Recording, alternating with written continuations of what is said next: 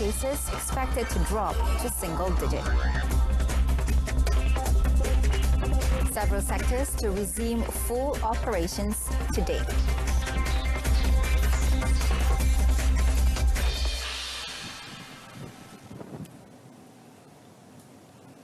Hello and welcome. You're with me, Wong Kang Sin, for updates at noon.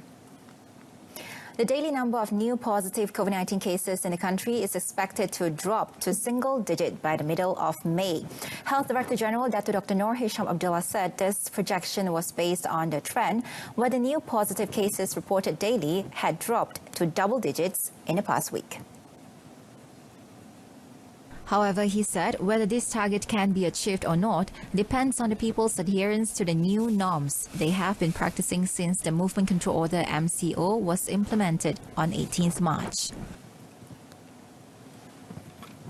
Tapi kita sama-sama kena amalkan norma-norma baru kita, bukan hanya Kementerian Kesihatan tetapi juga rakyat Malaysia kena amalkan norma-norma baru, dan kalau tak ada keperluan di luar, duduk di rumah. Itulah mesej kita. Sekarang ni kalau duduk di rumah paling selamat. Jadi tak dapat jangkitan daripada seorang ke seorang.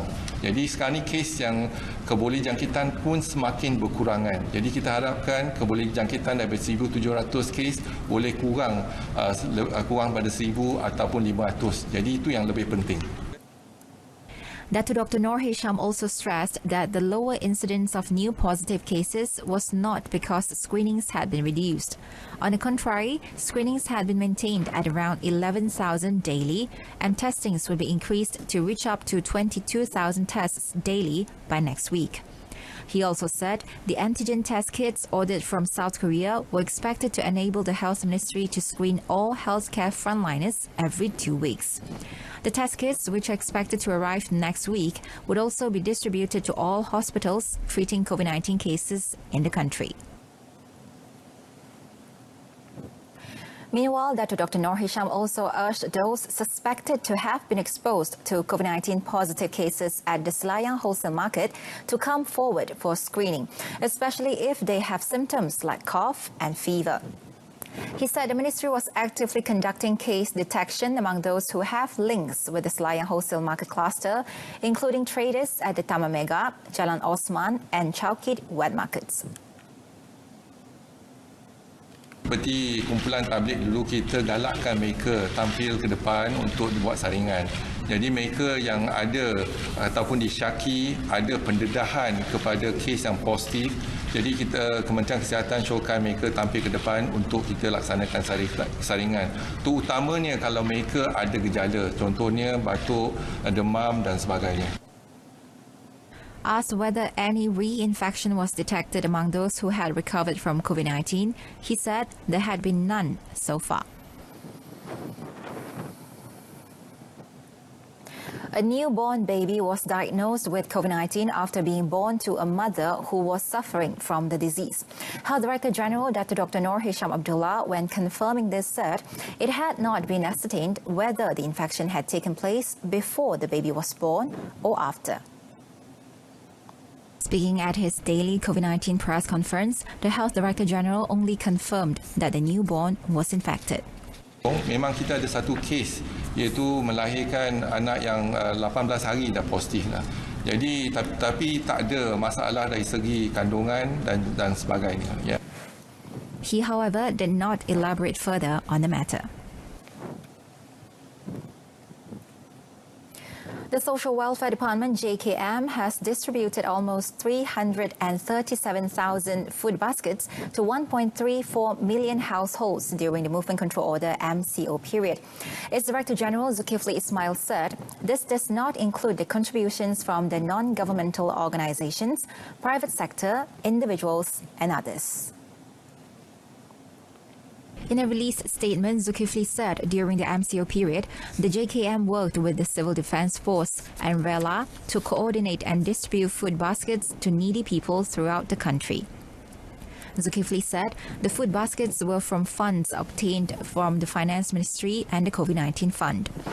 He added that anyone in need of aid, especially those who have never received any kind of food aid, can contact the JKM Operations Room at telephone number 03-8323-1996, the nearest JKM State or District Office, or the Talian Kasih hotline at 15999.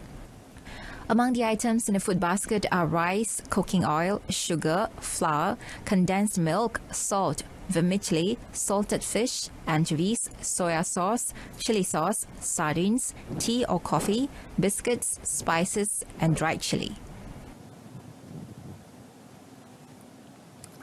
The Malaysian Maritime Enforcement Agency MMEA has launched a search and rescue SAR operation for two fishermen who were reported missing after their Class B boat with registration number KF2295 was believed to have capsized near Pulau Segantang near Langkawi on Monday. Keadaan Police MMEA Deputy Director of Operations, Captain Maritime Zulinda Ramli said, the Langkawi Maritime Search and Rescue Centre MRSC activated the SAR operation at 11:15 a.m. on Monday, shortly after the fishing boat owner lodged a report at Kuala Kedah Police Station. The operation covers an area covering 202 nautical miles and involves 6 Kilat 6 boats owned by the Kedah and Police MMEA, 1 Royal Malaysian Navy boat, and 1 Langkawi Region 1 Marine Police PPM boat. Zulinda said in a statement that MMEA takes safety issues at sea seriously and therefore advised the people, especially the maritime community, to take precautionary measures and prepare for any possible emergency in view of the uncertain weather condition currently. Fishermen are advised to always have their safety jackets whenever they go to sea.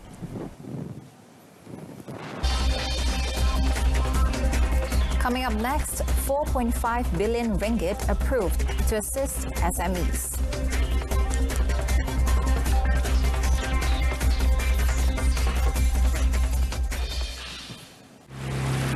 Nafas baru untuk negaraku. Hanya kerana pengorbananmu, hari esok mungkin menjadi sejarah baru.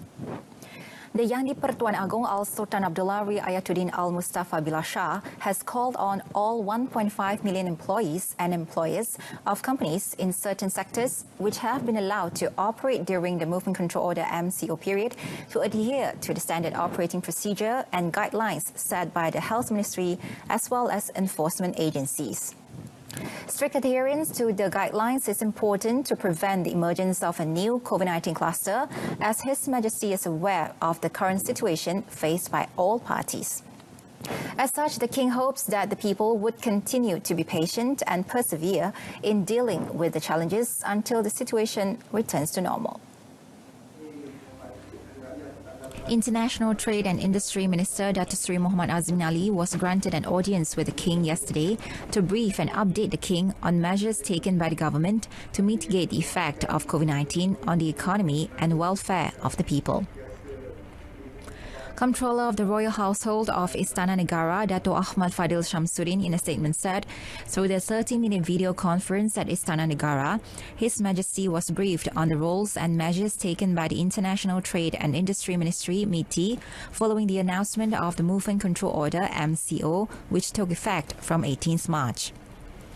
Al-Sultan Abdullah has also expressed his support for the measures, especially the efforts to ensure that there is sufficient supply of food and essential items throughout the MCO period. Dato' Ahmad Fadil said the King was also briefed on the government's decision to set up the Special Cabinet Committee to mitigate the impact of COVID-19 on the economy and labour market, which was jointly led by MITI and the Defence Ministry. The government has allowed companies under the economic sectors which have been permitted to operate during the Movement Control Order MCO to resume full operations starting today. International Trade and Industry Minister Datuk Seri Muhammad Azmin Ali, however, said in a statement that the companies must adhere to the standard operating procedure SOP, which had been set according to the respective sectors.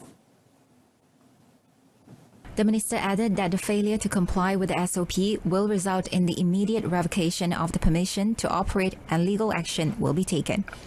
Datuk Seri Muhammad Azmin said companies which have been authorized to operate earlier do not have to reapply for the ministry's permission to operate. He said this initiative will help to boost the recovery of the supply chain for products and services to meet local and international demand and will have a positive impact on the company's revenues, especially for the small and medium-sized enterprises. He added that while the government has eased up on the restrictions, the people and industry owners must adapt to the new normal by ensuring social distancing at the workplace, maintaining good personal hygiene, and complying with the health control guidelines. In an effort to simplify financing facilities to assist small and medium enterprises (SMEs), Finance Minister Tengku Dato Sri Zafrul Abdul Aziz said 4.5 billion ringgit of the 6.3 billion fund administered by Bank Negara Malaysia had been approved for 8,500 SMEs up to last Sunday. Regarding the 2.1 billion ringgit special Prihatin grant for micro enterprises, he said they can begin applying for the grant of 3,000 ringgit per company starting 1st May. Proses permohonan akan diselaraskan dan diumumkan oleh Lembaga Hasil Dalam Negeri Malaysia atau LHDN dalam masa yang terdekat.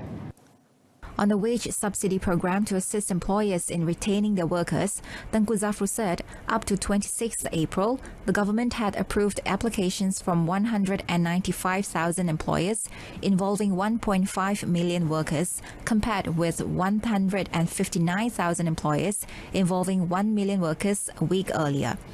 This raised the amount to 1.35 billion ringgit, up from 1.2 billion ringgit in the previous week.